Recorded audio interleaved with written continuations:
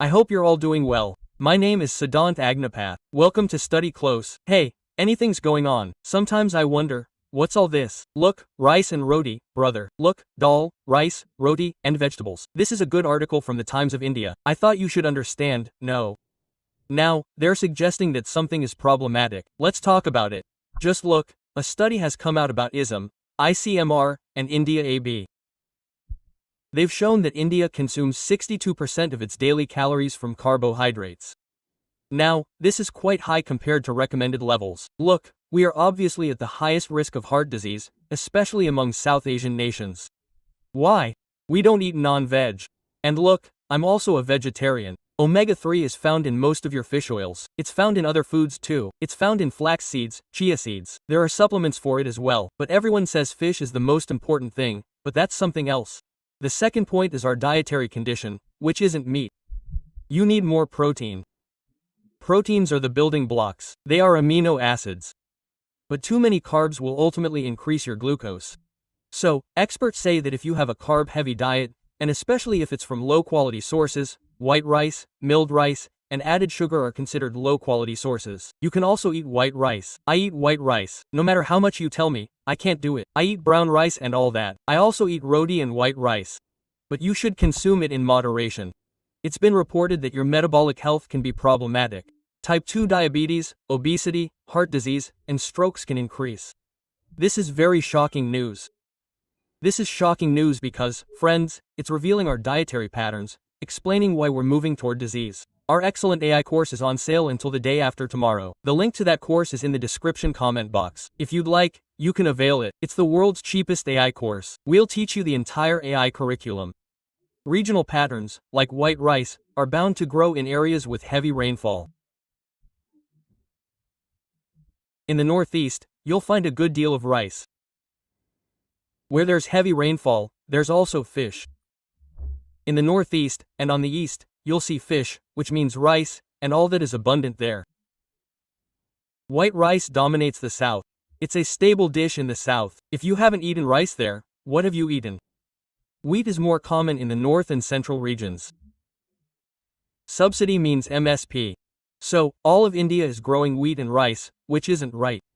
But the good thing is that so many revolutions have taken place here, like the Golden Green Revolution and the Golden Revolution, due to which India has now become self-sufficient. Now, 21 states, 21 out of 29, are exceeding the recommended sugar limit. Now, what am I saying? Look, brother, what happens? Your diet contains vitamins. There are proteins, carbohydrates, and fats. That's all there is. There are all sorts of char monies, right? And ultimately, the complex carbs. Right? I mean, if you look at it, you need everything. You need every fat. You need everything, including cholesterol, in moderate quantities. You need everything. You need it within the recommended limit. Researchers say don't eliminate it. Eliminating it is simply not possible. If I were to say today that I should give up roti and start eating ragi roti, I can't do it, brother. I don't eat it, mother. Maybe someone else eats it, but I can't eat it. I can't eat millet roti. I only eat wheat roti. But reduce it. If you can reduce it even a little. I mean, you can increase the quantity of dal. Right? You can increase the quantity of vegetables.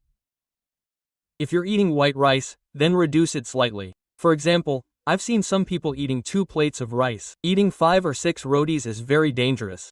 So, Dr. Rma Manjana says that even a 5% reduction reduces your diabetes and your risk of pre-diabetes. Replace 1 idli or puri with dal, sambar, rajma, or curd. 1 slice of bread, spread lentils on it, or cheese, or eggs. Protein is very important for protein. Then, what we think is replacing rice with roti isn't true. This is also wrong. It's said that replacing rice with roti is also ineffective. You're replacing this glass of bread with fat because both have a high glycemic index. Right? Fats contain twice the calories. They're very high in calories. And whenever you're losing weight, you have to go into a calorie deficit. Carbs are digested very quickly. Blood sugar rises immediately, and then you feel hungry even faster. If you eat fiber, or if you eat protein, you'll feel hungry later. So, you can see how wheat is distributed. In central India, northern India, and West India, you'll find wheat everywhere, and in the rest of India, you'll find rice, understand? And millets, like Swarja millet, you won't find it anywhere, literally nowhere. The Times of India published a great chart. Look, white rice is 99% in the northeast. Primary cereals, what's the main food consumed? In the south, it's 87%. Idli, sambar, and dosa are all rice. White rice is 78% in the east, and wheat is 90% in the north. In central India, it was 70%. Bring tandoori roti, or naan too. Right? India's intake is quite high. It's 62%. If we talk about regional totals, you can see how high it is in different regions. You'll only find 60%, and protein is very low, 12%. So, you need to consume protein mostly. Eat dairy protein, animal protein, plant protein, any kind of protein, and saturated fat is incredibly high these days, especially because of social media, and on top of that, there's so much street food. Look, don't order paneer anywhere. Have you ever read the news that 90% of the paneer being sold is fake? Food farmers recently conducted a study and found that packaged paneer is fine, but you can doubt even the paneer in dairy products. Right?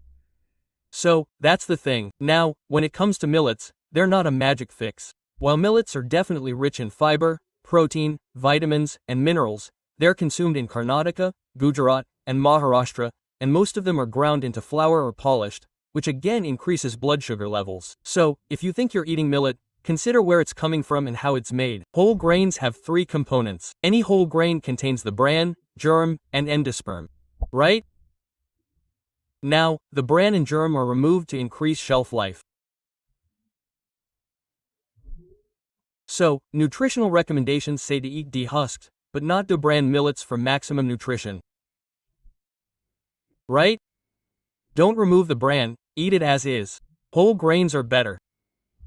Right? Usually, 70 to 80% of the bran is in the bran, so that's where everything is. Then there's slow carbs versus fast carbs. Fast carbs are carbohydrates that are absorbed very quickly, and immediately you eat all these useless foods. What is this thing called? Naan, refined flour, a sugary drink, or excessive sugar. So, fast carbs are rapidly absorbed, and your glucose levels rise very quickly. Speaking of slow carbs, they're made slowly from vegetables. Vegetables, legumes, and fibers release glucose gradually. Then, GLP-1, your new GLP-1, your appetite hormone, controls this GLP-1. Your OZP just arrived. It shuts down this GLP-1 hormone, in a way. Look, what's the difference between humans and robots? Humans release hormones. Right? So, slow carbs, like vegetables, legumes, and fiber, along with the same lentils and rotis, release glucose slowly. The GLP-1 hormone will do the same thing, but they're doing the same thing. But obviously, slow carbs are better. Complex carbs. Now, what should the ideal dietary ratio be? 50% carbs, 25% to 30% fats, 20% protein, and 5% to 6%. India's average protein intake is 12%. However, India's diet is excellent. If you mix lentils with rice, it becomes protein. It provides proper protein. Eating only lentils or rice won't do anything. I'm telling you to take it as seriously as possible. So, for type 2 diabetes, pre-diabetes, whatever you're getting, plant and dairy intake means, in a way, they have improved outcomes more than cereals, red meat, and fats. Dairy and animal protein intake is quite low. Most of the protein comes from cereals, pulses, and legumes. Protein affordability, like high-protein foods, is very costly. So, it's obvious that more than half of the poor in India are poor. What's more, half. 1 billion people are either lower middle class, poor, or below poverty. So, high-protein foods are costly. Because of this, people turn to cheap coffee. A poor person will buy 20 to 30 kilograms of rice at the cheapest price. Just look at its quality. Therefore, we will have to reform food subsidies. You will have to provide plant-based and dairy-based protein. Subsidize it. The government should pay for it. You are currently providing wheat and rice for 1 rupee, but provide healthier foods so that farmers benefit greatly. Experts advise against eating fast carbs like white bread and refined foods. White bread is absolutely rubbish. Slow carbs like beans, legumes, whole grains, nuts, fruits, and vegetables are good.